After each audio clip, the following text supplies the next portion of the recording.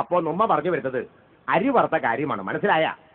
എന്തിനാ നിങ്ങൾ എന്തുണ്ണീ പറയണത്? നമ്മൾ പട്ടാളക്കാർക്ക് കഞ്ഞി കുടിക്കാൻ ഒരു മണി അരിയില്ല ഈ നാട്ടില്. ഡേടി, ഞങ്ങൾ പട്ടാളക്കാർക്ക് കൊണ്ടുവന്ന അരി മറിച്ച് വിറ്റത് നിങ്ങൾ ഞേവിക്കാറില്ല കന്നാലി? നല്ല ആവശ്യമില്ലാത്ത വർത്താനങ്ങൾ പറയല്ലേ. ഉവ്വ് മനസ്സിലായടാ കന്നാലി. ഇനി മേലാൽ നിങ്ങൾ അരി കടലിലൂടെ കപ്പലിൽ ഇങ്ങനെ കൊണ്ടുവരുന്ന സമയത്ത് ഞങ്ങൾ ഇങ്ങനെ മാറി നിന്നിട്ടുണ്ടല്ലോ, നിങ്ങളുടെ കപ്പൽ നോക്കിട്ട് ഊതി മറിക്കും. എന്നാ ഞങ്ങൾ അവര് വന്നില്ലെങ്കിലാ? വരണ്ടട ചവി.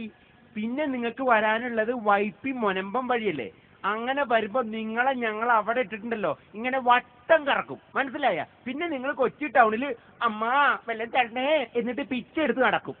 അയ്യോ അണ്ണ അങ്ങനെ ചെയ്യല്ലേ, പെട്ടുപോകും. പെട്ടു പോണോടാ കന്നാലി, നീയൊക്കെ പെട്ടു പോണം. എടാ, ഞങ്ങൾക്ക് കഞ്ഞി കുടിക്കാൻ കൊണ്ടുവന്ന അരി എടുത്ത് നീയൊക്കെ പായസം ഉണ്ടാക്കി കഴിച്ചില്ലേ? നാളെ യുദ്ധത്തിന് പോവാൻ നിൽക്കണ പിള്ളേർക്ക് ഞാൻ എവിടുന്നെടുത്ത് കഞ്ഞി കൊടുക്കും? തള്ളേ, നിങ്ങൾ എന്തായാലും അതിർത്തി പോയി വെടികൊണ്ട് ചാകും എന്നുള്ളത് ഉറപ്പ്. പിന്നെ കഞ്ഞി എന്തിനി?